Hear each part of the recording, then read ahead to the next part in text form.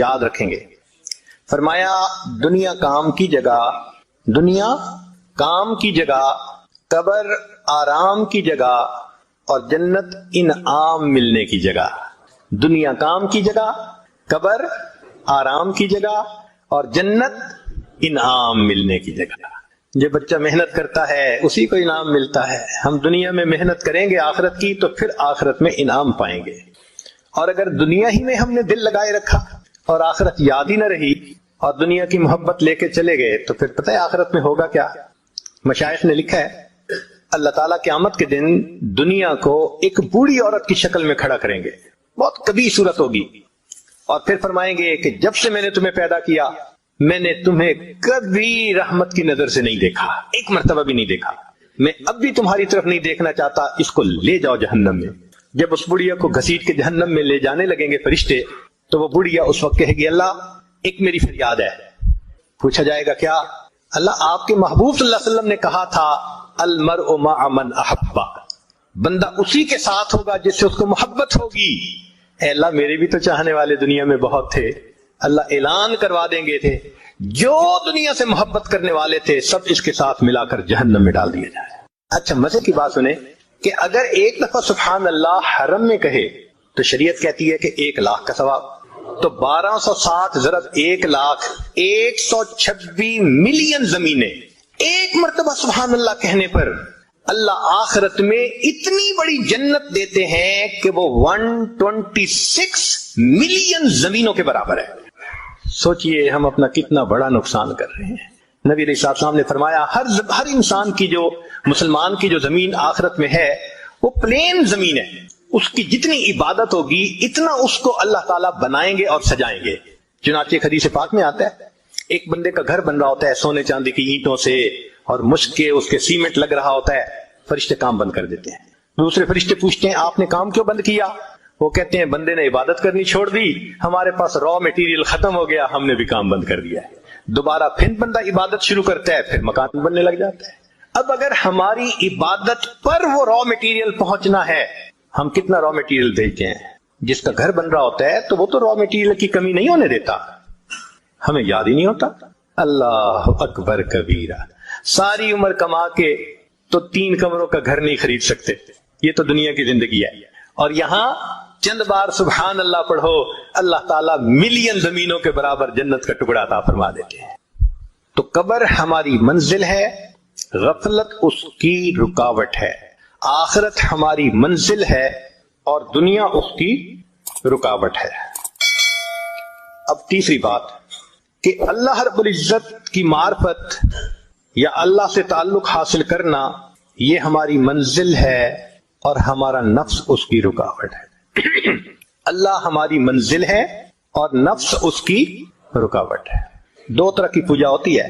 ایک ہے اللہ کی پوجا کہ ہر حال میں اللہ کی منشا کو پورا کرے. ایک ہے کہ نہیں اچھی لگی تو بات کر لی، اور اگر طبیعت کے خلاف ہے شریعت کا حکم تو طبیعت پہ عمل کر لیا. یہ نفس کی غلامی ہوتی ہے. یاد رکھیں زر پرستی، زن پرستی، شہوت پرستی، بت پرستی، نفس پرستی، یہ تمام کی تمام بت پرستی کی اقسام ہیں. خدا پرستی کوئی اور چیز ہے. اللہ کو پوجنا یعنی اللہ کی ہر حال میں ماننا یہ الگ چیز ہے. ایک بات ذہن میں رکھیے، اس دنیا میں اللہ رب العزت کے بعد جتنی نفس کی پوجا کی گئی اتنی پوجا کسی اور بت کی نہیں کی گئی. انسان نے سب سے زیادہ اپنے نفس کو پوجا ہے اللہ کے بعد. قرآن مجید میں فرمایا اَفَرَأَيْتَ مَنِ اتَّخَذَ إِلَٰهَهُ هَوَاهُ، کیا دیکھا آپ نے اسے جس نے اپنی خواہشات کو اپنا معبود بنا لیا. تو قرآن پاک سے ثابت ہو رہا ہے کہ انسان اپنے خواہشات کی پوجا شروع کر دیتا ہے. وہ خدا کا پجاری نہیں رہتا، وہ نفس کا پجاری ہوتا ہے. ہمیں فیصلہ کرنا ہے کہ ہم کس کے پجاری ہیں. اگر ہم بد نظری کرتے ہیں ہم حکم خدا کو چھوڑ کر نفس کی مانتے ہیں. اگر انٹرنیٹ پہ بیٹھ کے غیر عورتوں کو دیکھتے ہیں ہم اللہ کی نہیں مانتے، ہم نفس کی مانتے ہیں. اگر ہم موقع آنے پہ جھوٹ بول دیتے ہیں خدا کی نہیں مانتے، نفس کی مانتے ہیں. اگر ہم اپنے مسلمان بھائی کو دھوکہ دے دیتے ہیں ہم خدا کی نہیں مان رہے، ہم نفس کی مانتے ہیں. تو ہمارا معبود پھر خدا نہ رہا، ہمارا معبود تو نفس بن گیا. گو زبان سے ہم کہیں کہ اللہ ہمارا معبود ہے مگر اللہ کے دفتروں میں تو ہم نفس کے پجاری ہیں. دیکھنا تو یہ ہے کہ اللہ کے دفتر میں کیا لکھا گیا. چنانچہ عزیز بستامی رحمۃ اللہ فرماتے ہیں کہ میں نے خواب میں اللہ تعالیٰ کا دیدار کیا تو میں نے کہا اے اللہ میں آپ تک آنا چاہتا ہوں. فرمایا دع نفسک وتعال، اچھا اپنے نفس کو چھوڑ دو تم میرے تک پہنچ جاؤ گے. تو بائیزید بستامی رحمۃ اللہ کہا کرتے تھے جنت 2 قدم ہے، جنت 2 قدم ہے. اپنی محفل میں فرماتے تھے جنت 2 قدم ہے. کسی نے کہا حضرت کیا مانا جنت 2 قدم ہے؟ فرمایا دوست پہلا قدم اپنے نفس پہ رکھ لے، تیرا دوسرا قدم جنت پہنچے گا. تو ہمیں اپنی نفس کی خواہشات کو توڑنا ہے جو شریعت کے خلاف ہے. جب تک ان خواہشات کو نہیں توڑیں گے اس وقت تک ہم اللہ کے فرما برداروں میں شامل نہیں ہو سکیں گے. چنانچہ آج کے دور میں غیر محرم کا فتنہ یہ تمام فتنوں سے بڑھ گیا ہے، ٹاپ پہ ہے. عورت کے دل میں شیطان ڈالتا ہے کہ بن سنور کے نکلو. وہ بیچاری بے پردہ بن سنور کے نکلتی ہے اپنے حسن کی زکات نکالنے کے لیے. حدیث پاک میں آتا ہے بے پردہ عورت جب گھر سے نکلتی ہے شیطان کا ایک گروپ اس کے پیچھے لگ جاتا ہے، وہ لوگوں کو متوجہ کرتا ہے لوگوں دیکھو اس کو. اب لوگ اس کو دیکھتے ہیں تو عورت سے بے پردگی کروائی شیطان نے اور مرد سے بد نظری کروائی. نتیجہ کیا ہوا؟ یہ بھی گناہگار وہ بھی گناہگار. اور آج کل تو نوجوان بچے اور بچیوں کو لگتا ہے کہ بس ایک ہی چیز کی تلاش ہے. ایک وقت تھا جب نوجوان آپس میں ایک دوسرے سے عہد کرتے تھے اتنی تہجد پڑھا کریں گے، اتنا روزہ رکھیں گے، اتنی تلاوت کریں گے، اس میں مقابلہ ہوتا تھا. آج تو یا انٹرنیٹ ہے یا فیس بک ہے، اسی کے اوپر وقت گزرتا جا رہا ہے. نتیجہ یہ ہے کہ آج ہر انسان اپنی خواہش کو پوری کرنے میں لگا ہے الا ماشاء اللہ. ایک زمانہ تھا صرف نوجوانوں کے اوپر بندے کو فکر ہوتی تھی کہ ذرا کچی سی عمر ہے بہک نہ جائیں. آج تو بوڑھوں کا پتہ نہیں ہے. ایک نوجوان میرے پاس آیا، اس کی عمر 18 سال تھی، زاروں قطار رونے لگا. اتنا رو رہا تھا کہ میرا جی چاہ رہا تھا اگر کوئی کام میرے بس میں ہوتا نا تو میں بچے کے آنسو پوچھ لیتا، میں اس کام کو کر دیتا. میں نے اس کو کہا بچہ تم کیوں اتنا رو رہے ہو، کیا ہوا؟ کہنے لگا میری دادوں کے لیے دعا کریں. 18 سال کا نوجوان بچہ نیک دادوں کے لیے رو رہا ہے. کیا ہوا؟ کہنے لگا 2-3 سال سے دادا ابو فوت ہو گئے اور میری دادو انٹرنیٹ پہ روزانہ 2 سے 3 گھنٹے بیٹھ کر ننگی تصویریں دیکھتی ہے. آج بچہ آ رہا ہے اپنی دادوں کے بارے میں پریشان ہو کر. وہی زمانہ آ گیا، بوڑھے بھی فتنے سے محفوظ نہیں رہے. تو اللہ رب العزت ہماری منزل ہے اور اس کی رکاوٹ نفس ہے. ہم نفس کے پجاری ہیں یا نہیں؟ ایک کوئک کوسچن اپنے دل میں تھوڑی دیر کے لیے سوچئے، ہم سیل فون کا غلط استعمال کرتے ہیں یا نہیں؟ ہم انٹرنیٹ کا غلط استعمال کرتے ہیں یا نہیں؟ اسی وقت ہمارا من جواب دے دے گا تم پکی بات ہے تم نفس کے غلام. اگر غیر محرم کے میسیجز کا انتظار، اگر انٹرنیٹ پہ انہی کے ساتھ تعلق، اس کا مطلب یہ ہے کہ پھر ہم اپنے نفس کی پوجا میں لگے ہوئے ہیں. تو اللہ رب العزت ہماری منزل ہے. بندہ سونے کے لیے اپنے بستر پر آئے اور یہ دعا پڑھے لا الہ الا اللہ وحدہ لا شریک لہ لہ الملک ولہ الحمد وہو علی کل شیء قدیر ولا حول ولا قوۃ الا باللہ العلی العظیم سبحان اللہ والحمد للہ غفرت لہ ذنوبہ او خطایاہ. اس دعا کے پڑھنے سے اس بندے کے گناہ اور خطائیں معاف کر دی جاتی ہیں. وَإِن كَانَتْ مِثْلَ زَبَدِ الْبَحْرِ وَفِي روایہ وَلَوْ كَانَتْ أَكْثَرَ مِنْ زَبَدِ الْبَحْرِ.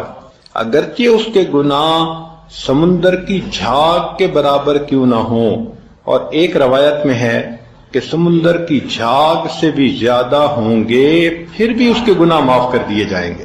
تو اب اس دعا کو پڑھنا زندگی کا معمول بنا لیں. کس قدر آسان ہے اللہ رب العزت کی نعمتوں کو لینا. چنانچہ ایک دوسرا عمل بھی ہے، وہ بھی لیٹتے وقت کیا جاتا ہے. یک نہ شد دو شد، ایک نہیں بلکہ 2 عمل. چنانچہ ابو سعید خدری رضی اللہ تعالیٰ عنہ روایت کرتے ہیں، کنز المال میں یہ حدیث مبارکہ ہے کہ جب کوئی بندہ لیٹنے کے لیے اپنے بستر پہ آئے اور پڑھے استغفر اللہ الذی لا الہ الا هو الحی القیوم واتوب الیہ 3 مرات، 3 مرتبہ یہ پڑھ لے، غفرت لہ ذنوبہ، اس کے گناہ معاف ہو جاتے ہیں۔ وَإِنْ كَانَتْ مِثْلَ زَبَدِ الْبَحْرِ، اگرچہ وہ سمندر کی جھاگ کے برابر ہوں۔ وَإِنْ كَانَتْ عَدَدَ وَرَقِ الشَّجَرِ، اگرچہ ساری دنیا کے درختوں کے پتوں کے برابر ہوں۔ وَإِنْ كَانَتْ عَدَدَ رَمْلٍ عَالِجٍ، اگرچہ ساری دنیا کی ریت کے ذرات کے برابر کیوں نہ ہوں، اللہ سب کو معاف فرما دیتے۔ اللہ اکبر کبیرہ، وہ کتنا کریم پروردگار ہے کہ جس نے اپنے بندوں کو بخشنے کے لیے کیا کیا آسانیاں پیدا کر دی ہیں کہ 3 مرتبہ یہ استغفار پڑھ کر انسان کے سارے گناہ معاف ہونے کی بشارتیں۔ اور اب ہمیں یہ احساس ہوگا کہ ہم کتنے نالائق ہیں اور کتنے بے وقوف ہیں کہ زندگی کا اتنا عرصہ ان دعاؤں کو پڑھے بغیر ہم نے گزار دیا۔ unparalleled loss، بہت بڑا نقصان کر لیا۔ ہمیں واقعی اس پہ بہت شرمندہ ہونا چاہیے اللہ کے سامنے، اور بہت افسوس کرنا چاہیے، اور آئندہ اس چیز کی امپورٹنس کو دل میں بٹھا کے ان اعمال کو باقاعدگی سے کرنے کا اہتمام کرنا چاہیے۔ اچھا، یہ دعائیں تو 2 ایسی تھیں کہ لیٹتے وقت بندے نے پڑھ لی، تو اس کا مطلب یہ کہ جو صفحہ زندگی ہوگا اس کے آخر پر اچھائی لکھی ہوئی ہوگی۔ اب جب انسان کی آنکھ کھلتی ہے تو زندگی کے صفحے کی ابتدا ہوتی ہے، اس وقت کی بھی دعائیں بتائی گئیں۔ چنانچہ نبی علیہ الصلوۃ والسلام نے ارشاد فرمایا کہ جو بندہ بیدار ہو اور بیدار ہوتے وقت وہ یہ پڑھے، لا الہ الا اللہ وحدہ لا شریک لہ، لا الہ الا اللہ وحدہ لا شریک لہ، لہ الملک ولہ الحمد وہو علی کل شیء قدیر، الحمد للہ وسبحان اللہ ولا الہ الا اللہ واللہ اکبر ولا حول ولا قوۃ الا باللہ، ثم قال اللہم اغفر لی۔ یعنی جو بندہ صبح اٹھے اور یہ دعا پڑھے اور اس کے بعد کہے اللہم اغفر لی، اللہ میری مغفرت فرما دے، تو اللہ رب العزت اس پر اس بندے کی مغفرت فرما دیتے ہیں۔ بلکہ اس کے بعد فَإِن تَوَضَّأَ ثُمَّ صَلَّى قُبِلَتْ صَلَاتُهُ، اس دعا کے پڑھنے کی یہ خوبی یہ بھی ہے کہ اگر اس کے بعد اس نے وضو کیا اور فجر کی نماز پڑھی تو اللہ اس کی نماز کو بھی قبول فرما لیتے ہیں۔ تو دیکھیں، نام اعمال کے شروع میں بھی آپ نیکیاں لکھوا سکتی ہیں، اور عجیب مزے کی بات کہ درمیان میں بھی، نیند کے درمیان میں جب بندہ کروٹ لیتا ہے تو کئی مرتبہ آنکھ کھلتی ہے، تو جب آنکھ کھلتی ہے تو اس وقت بھی کچھ پڑھنے کے الفاظ ہیں۔ اگر ان الفاظ کو پڑھ لیں تو اس پر بھی اللہ رب العزت کی طرف سے مغفرت، اللہ رب العزت کی طرف سے اس پر بھی بندے کے گناہ معاف ہوتے ہیں۔ اب کروٹیں بدلتے ہوئے آنکھ کا کھلنا یہ تو معمول کی بات ہے۔ کتنی مرتبہ انسان سردی کے موسم میں کمبل ٹھیک کرتا ہے، رضائی ٹھیک کرتا ہے، اپنی کروٹ بدلتا ہے، ایک طرف سے دوسری طرف ہوتا ہے، تو کروٹ بدلتے ہوئے دعا کرنا، سبحان اللہ۔ عبداللہ بن عمر رضی اللہ عنہ نے اس کو روایت کیا کہ جو بندہ قال حین یتحرک من اللیل، کہ جو بندہ رات کو سویا ہوا کروٹ بدلے اور 10 مرتبہ کہہ دے بسم اللہ و سبحان اللہ و آمنت باللہ و کفرت بالطاغوت، تو ان کے پڑھنے سے اللہ رب العزت اس کے گناہوں کو بھی معاف فرمائیں گے اور ہر اس چیز سے محفوظ فرمائیں گے جس کا خوف اس کے دل میں ہو۔ ذرا توجہ کیجئے گا، یہ بہت بڑی نعمت ہے مشکل کام کہ نیند ہوتی ہے تو اس وقت تو بندہ چاہتا ہے کہ بس میٹھی نیند لے لیں اور دوبارہ آنکھ لگ جائے، تو اس وقت جو جاگنا ہے وہ مشکل معاملہ ہوتا ہے کچھ پڑھنا، لیکن اس وقت کے پڑھنے پر اجر بھی وہ ملا کہ جو اجر عام دعاؤں پر نہیں ملتا۔ کیا کہ آپ کے دل میں کتنی باتوں کا خوف ہوتا ہے، میاں نہ ناراض ہو جائے، اولاد نہ فرمان نہ بن جائے، بیٹی کے انداز بدلے ہوئے ہیں، اللہ اس کی حفاظت فرمائے، ساس آج کل بہت ناراض ہے، اللہ اس کو راضی کر دے، یا میرے خاوند کا کاروبار نہیں چل رہا تو تنگ دستی کا خوف، جو خوف دل میں ہے، یا فلاں مجھ سے بہت حسد کرتی ہے وہ مجھے کوئی نقصان نہ پہنچا دے، یا ہمارے گھر میں چور نہ آ جائیں، ڈاکو نہ آ جائیں، عزت کے لٹیرے نہ آ جائیں، یہ کتنا قسم کا خوف ہوتا ہے۔ تو حدیث پاک میں فرمایا کہ کروٹ بدلتے ہوئے اگر یہ عمل کر لیں گی تو جس چیز کا خوف دل میں ہوگا اللہ تعالیٰ اس خوف کو ختم فرما دیں گے۔ سبحان اللہ، کتنی بڑی نعمت اللہ رب العزت نے عطا فرما دی کہ کروٹ لینے پر وہ نعمت مل گئی کہ سارے گناہ ہی اللہ نے معاف کر دیے، اور جو خوف دل میں لگا ہوا تھا اللہ رب العزت نے وہ خوف بھی دل سے نکال دیا۔ لمبی چوڑی اپنی تسبیحات کرنے کی بجائے ہم وہ کام کیوں نہ کریں جو اللہ کے حبیب صلی اللہ علیہ وسلم نے بتلایا کہ جس پر گناہ معاف ہوتے ہیں۔ چنانچہ حدیث مبارکہ میں آتا ہے دوسرا عمل کروٹ لیتے ہوئے، اس کو انس رضی اللہ عنہ نے روایت کیا اور ابن سنی نے اپنی کتاب میں اس کو نقل کیا۔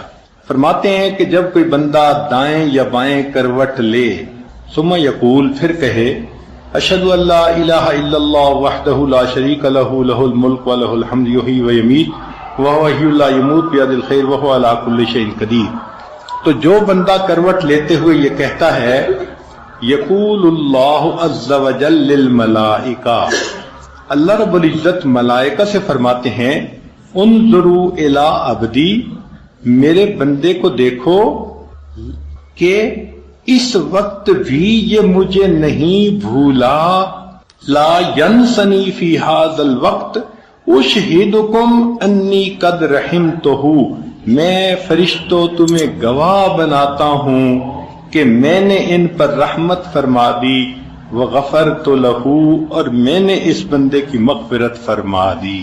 سبحان اللہ، کروٹ لیتے ہوئے ایک مرتبہ پڑھنے پر اللہ فرشتوں کو گواہ بناتے ہیں کہ میں نے اس بندے کے گناہوں کی مغفرت فرما دی۔ اللہ اکبر کبیرہ۔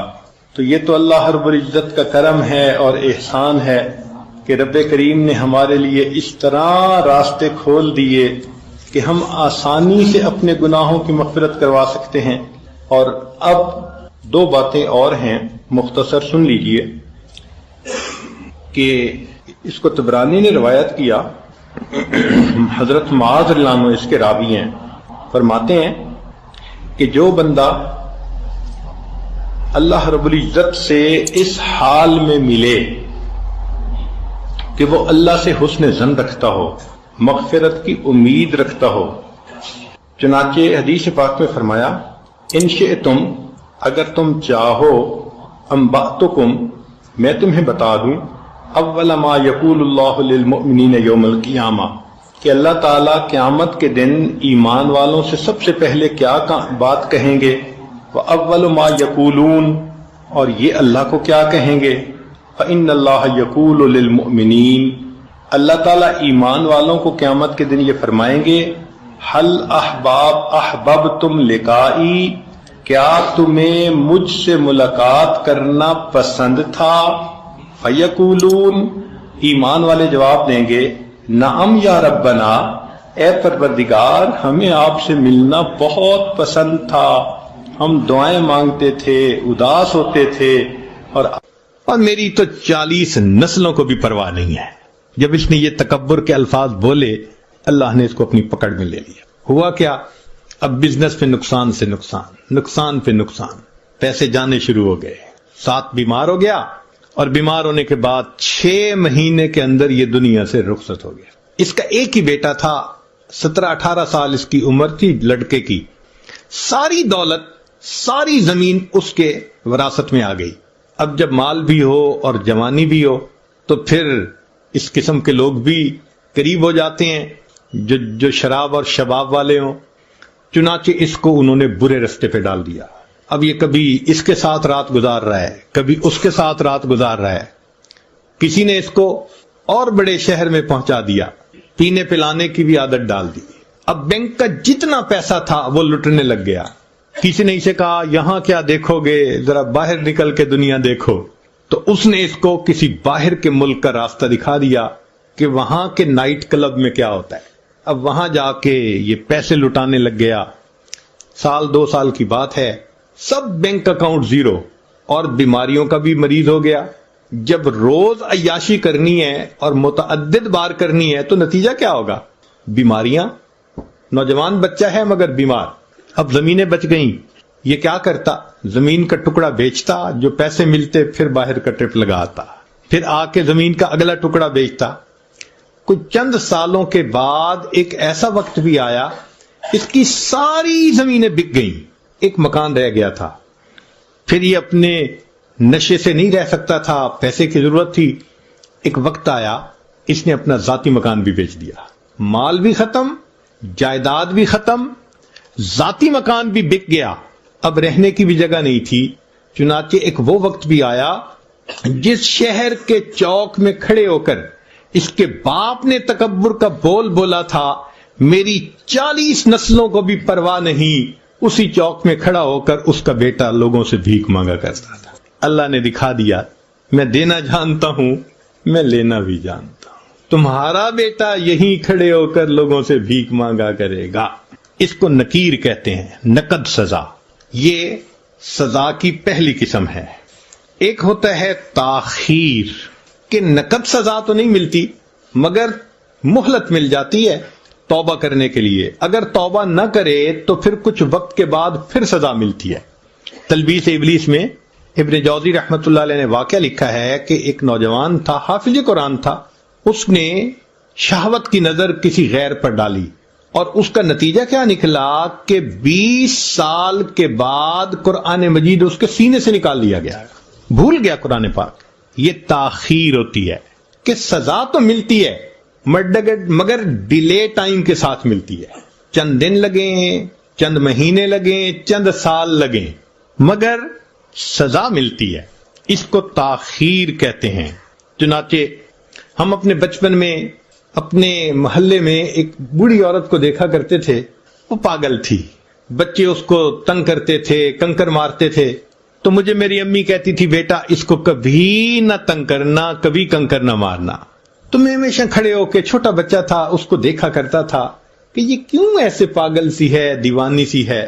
جب بڑے ہوئے تو پھر والدہ نے اس کا قصہ سنایا، کہنے لگی کہ یہ ہمارے محلے کی ایک اچھے گھرانے کی خاتون تھی، جوان العمر تھی، اللہ نے اس کو بیٹا دیا، بیٹا بھی بڑا خوبصورت، گھر کے کام میں لگی ہوئی تھی۔ اب بچہ اپنی ماں سے بہت اٹیچڈ تھا، کچھ بچے ہوتے ہیں نا، گود کا چسکا ہوتا ہے کہ ہر وقت ماں ہی گود میں اٹھائے رکھے، وہ بھی اسی قسم کا بچہ تھا۔ اس عورت نے کوئی کام سمیٹنا تھا تو یہ اس بچے کو فیڈر دے کے لٹا کر گئی کہ تم اب جو ہے نا لیٹ جانا، اب باہر مت آنا، مجھے کام سمیٹنا ہے۔ اور بچہ فیڈر پھینکے پھر باہر، وہ تو معصوم بچہ تھا، چھوٹا تھا۔ تو ماں اس کو پھر لے کے آئی اور کہا کہ تم مجھے بہت تنگ کر رہے ہو، اب بالکل میرے پیچھے مت آنا۔ بچہ پھر آ گیا، اب اس کو غصہ آ گیا اور غصہ کنٹرول نہ ہوا تو یہ بچے پہ برسنے لگی، اس کو بہت سخت سست کہا، میں تجھے سلا کے آئی تھی، کیوں میرے پیچھے آ گیا، تنگ کرتا ہے مجھے، سویا سو ہی جاتا تو اچھا تھا۔ جب اس نے یہ الفاظ کہہ دیے نا کہ تو سویا سو ہی جاتا تو اچھا تھا، اللہ کی پکڑ آ گئی۔ مگر اللہ نے اس وقت اس کے بیٹے کو موت نہیں دی، دعا قبول کر لی کہ یہ بد دعا تمہاری زبان سے نکلی نا بیٹے کے بارے میں، غصے میں آ کے، اس کو تو ہم قبول کر لیتے ہیں، ابھی اس کو موت نہیں دیتے۔ اب وہ بچہ بڑا ہوا، لکھا پڑھا، وہ اسکول کا سب سے انٹیلیجنٹ بچہ، وہ کالج میں اسکالرشپ پانے والا بچہ۔ جب وہ فائنل ماسٹر ڈگری کر کے آیا تو اس نے بزنس شروع کیا، اتنا اچھا بزنس چلا اس کا کہ پورے شہر کے لوگ اس بچے کی مثالیں دیتے تھے کہ دیکھو اتنے اچھے اخلاق والا، تحمل مزاجی والا، خوش مزاج، اچھے بچہ، اتنا اچھا اس کا بزنس ہے۔ لوگ اس کی شکل دیکھتے تھے، تمنا کرتے تھے کہ میری بیٹی کا رشتہ اس سے ہو جائے، بہن کا رشتہ اس سے ہو جائے۔ وہ ایسا نوجوان بچہ تھا۔ لوگ اپنے بیٹوں کو مثالیں دیتے تھے، بیٹا ایسا بننا۔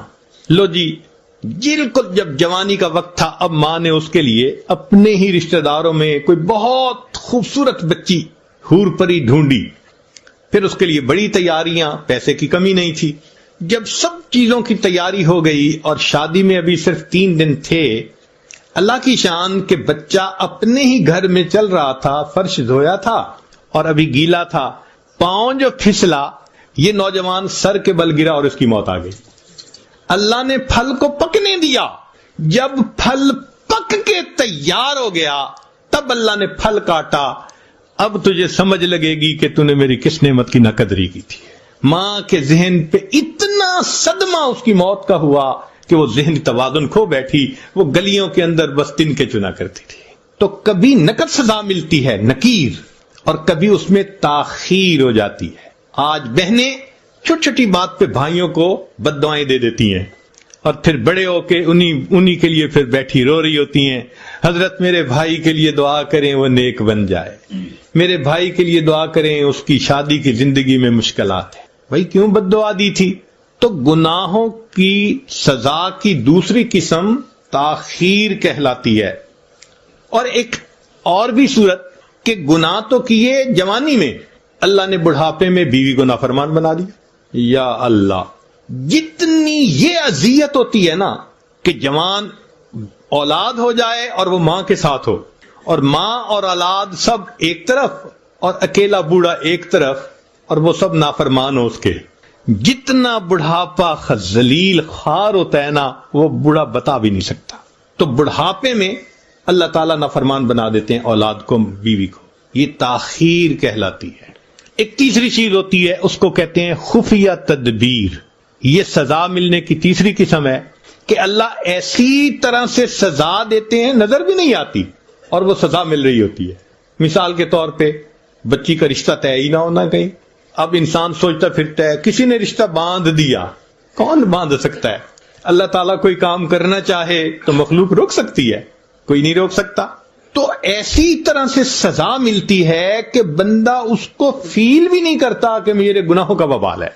چنانچہ بنی اسرائیل کے ایک عالم تھے، وہ کسی گناہ میں ملوث ہو گئے، چونکہ عالم تھے، پتہ تو ان کو تھا کہ گناہ کا وبال ہونا ہے، تو گناہ بھی کرتے تھے، ڈرتے بھی تھے، گناہ بھی کرتے تھے، ڈرتے بھی تھے، واچفل بھی رہتے تھے کہ پتہ نہیں گناہ کی وجہ سے میرے اوپر کیا کوئی مصیبت آ جائے، مگر نفس سے مجبور تھے، گناہ بھی کرتے تھے اور پریشان بھی رہتے تھے۔ 1 سال گزر گیا۔ 1 سال کے بعد انہوں نے دعا مانگتے ہوئے یہ الفاظ کہے کہ اللہ، میں اپنے نفس کے ہاتھوں مجبور ہو کے گناہ کرتا ہوں، تو کتنا مہربان ہے، تو نے مجھے اپنی نعمتوں سے محروم نہ کیا۔ اللہ نے دل میں ڈالا کہ میرے بندے تو نعمت سے محروم ہوا، تجھے پتہ نہیں ہے۔ تو وہ بڑے حیران ہوئے، میں کس نعمت سے محروم ہوا؟ تو پھر ان کے دل میں اللہ نے یہ بات ڈالی، جس دل سے تو نے یہ گناہ کرنا شروع کر دیا، ہم نے اس دن سے رات کے آخری پہر کے مناجات کی لذت سے تمہیں محروم کر دیا۔ ان کو خیال ہی نہیں تھا کہ اتنے سالوں سے مجھے کبھی تہجد میں رونا ہی نہیں آیا۔ تو سزا ملتی ہے مگر خفیہ تدبیر ہوتی ہے اللہ کی۔ ہر گناہ کی سزا ان 3 میں سے کسی نہ کسی صورت میں ضرور ملتی ہے، یا تو نکیر ہوگی، یا پھر تاخیر ہوگی، یا پھر خفیہ تدبیر ہوگی، بچ نہیں سکتے۔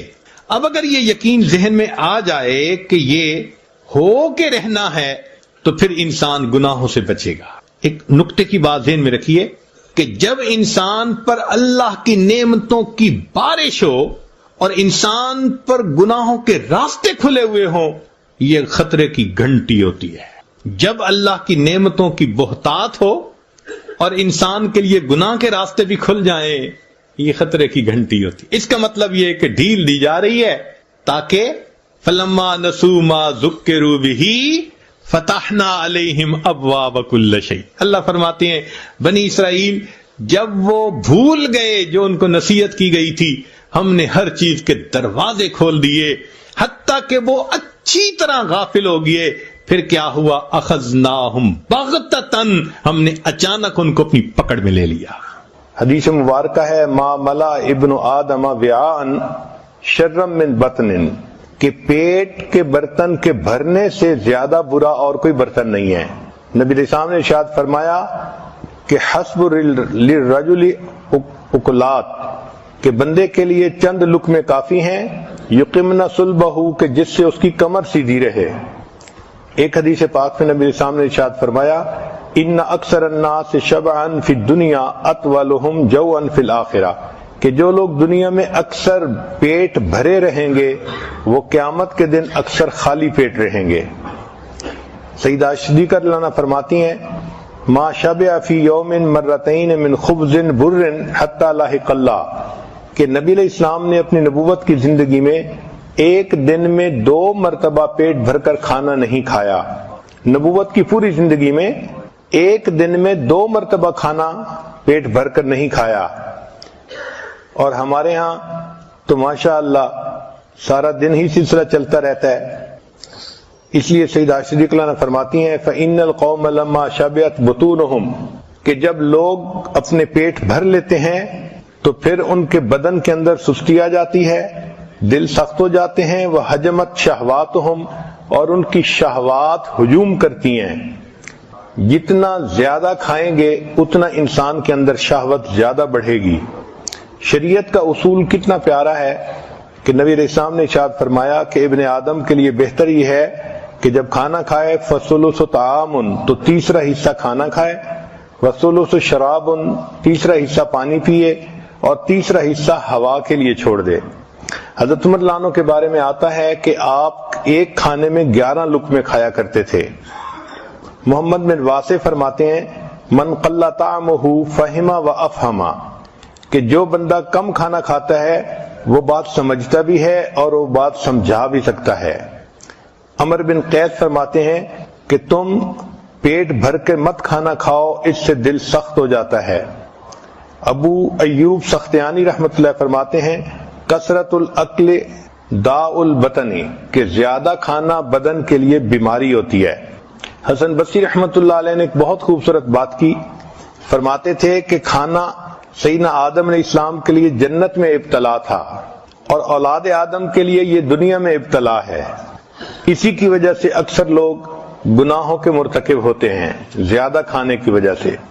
یوسف بن اسبات رحمۃ اللہ علیہ فرماتے ہیں الجوع رأس کل بر فی الارض زمین پر جو نیکی کی جاتی ہے بھوک ان کے لیے یعنی اس کی بنیاد ہوتی ہے، تو جو آدمی بھوکا رہتا ہے وہ زیادہ نیکوں کی زندگی گزار سکتا ہے۔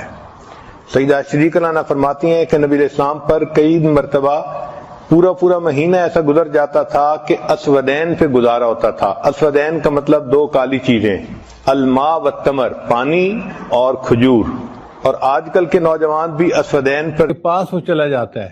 تم اس میں کوئی شک نہیں کہ مہوش باجی اللہ کے پاس تو چلی گئی، لیکن ہمارے دل بڑے غمزدہ ہیں، اس لیے کہ قریب رہتے ہوئے جو دلوں میں محبتیں ہوتی ہیں تو انسان ان محبتوں کی وجہ سے مس کرتا ہے، انسان ان محبتوں کی وجہ سے اداس ہو جاتا ہے۔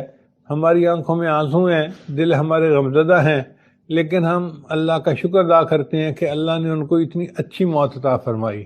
ہمارے جامعہ کی طالبات کو جب پتہ چلا کہ اس طرح ایک اور معلمہ فوت ہو گئی تو مجھے تھوڑی دیر پہلے بتایا گیا کہ انہوں نے 107 قرآن مجید ان کے لیے پڑھے ایصال ثواب کے لیے، اور 7 لاکھ مرتبہ کلمے کا ورد کیا۔